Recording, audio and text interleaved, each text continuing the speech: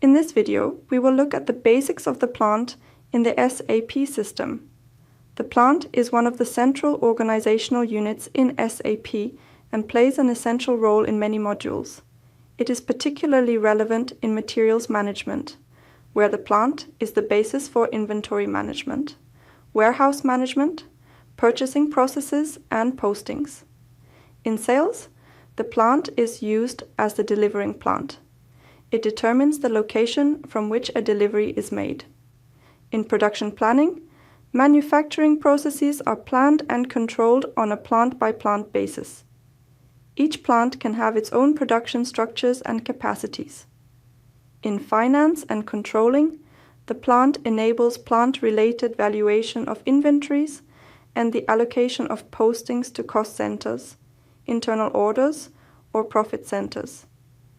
In plant maintenance, maintenance objects and functional locations are assigned to a plant in order to structure the planning and execution of maintenance. And in warehouse management, the warehouse structure is based on the plant.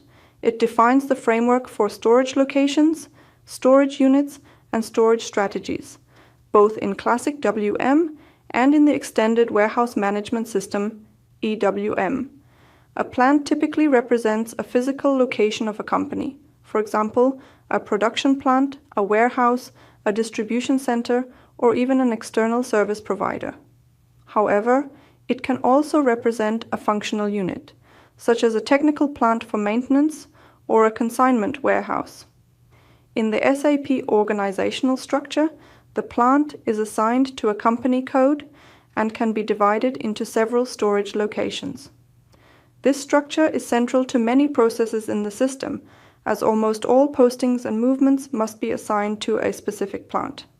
Let's take a closer look at this using an example. A company with a company code in Germany has several plants. For example, a manufacturing plant in Hamburg, a central warehouse in Leipzig, and a sales location in Frankfurt. Each plant has its own inventory and storage locations and can be integrated separately into logistical processes. To better understand the interaction between different plants, let's take the following example. The company manufactures wooden tables. The tabletops are produced at the Hamburg plant, while the table legs and connecting parts are produced at the Stuttgart plant. The components are then brought together at the central warehouse in Leipzig, assembled and prepared for shipping. Finally, they are shipped to customers from the sales location in Frankfurt. In this example, each plant has a clearly defined role. The Hamburg production plant manufactures semi-finished goods.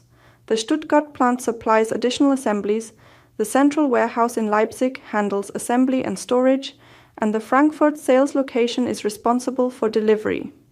This shows how plants in SAP fulfill different functions and are linked across different modules, such as production, warehouse logistics, sales, and accounting. The plant-based organization creates transparency and traceability, both at the accounting and logistics levels. In summary, it can be said that the plant is a central component in the SAP system landscape.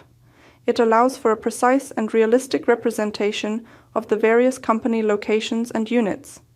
The plant acts as an important interface that closely links logistical processes such as production, storage, and distribution with commercial processes such as accounting and controlling.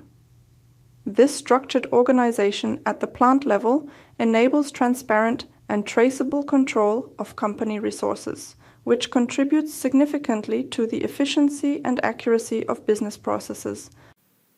We hope the video helped you.